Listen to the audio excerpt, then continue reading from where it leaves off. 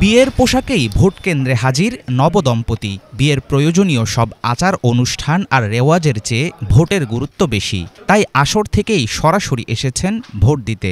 ২৬ April শুক্রবার ভারতের বিহারে ঘটেছে এমন ঘটনা। ভোট দেয়া শেষ হলে শ্বশুরবাড়িতে যাওয়ার পরিকল্পনা নববধূ শ্বেতা চন্দ্রবংশীর। তিনি মনে করেন, একজন সচেতন নাগরিক হিসাবে নির্বাচনে ভোট দেয়া বিয়ের চেয়েও বেশি গুরুত্বপূর্ণ।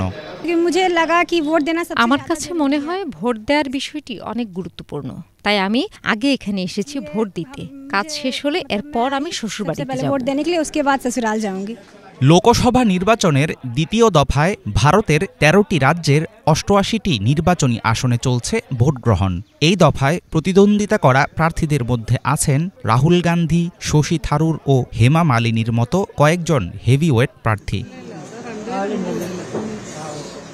প্রথম দফায় ভোটার উপস্থিতি ছিল গত বছরের তুলনায় বেশ কম। ফলে এই দফায় ভোটার উপস্থিতি বাড়ানোর জন্য জোরদার চেষ্টা চালাচ্ছে দেশটির নির্বাচন কমিশন।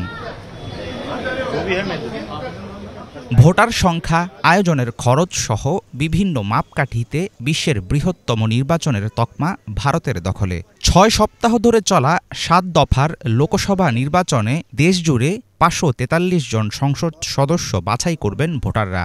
আগামী ১ জুন শেষ হবে ভোট গ্রহণ। ফলাফল জানা যাবে ৪ জুন। নির্বাচনী ডামাডোলের মধ্যেও নজর কেড়েছে কর্ণাটক রাজ্যের বেঙ্গালুরু। ভোট কেন্দ্রগুলোতে ভোটার উপস্থিতি বাড়াতে এই শহরে নেওয়া হয়েছে অভিনব সব পদক্ষেপ। ভোট দিলে বিনামূল্যে মিলছে খাবার। হোটেল, ট্যাক্সি সেবা থেকে শুরু করে আরও অনেক প্রতিষ্ঠানে আছে ডিসকাউন্টের ব্যবস্থা।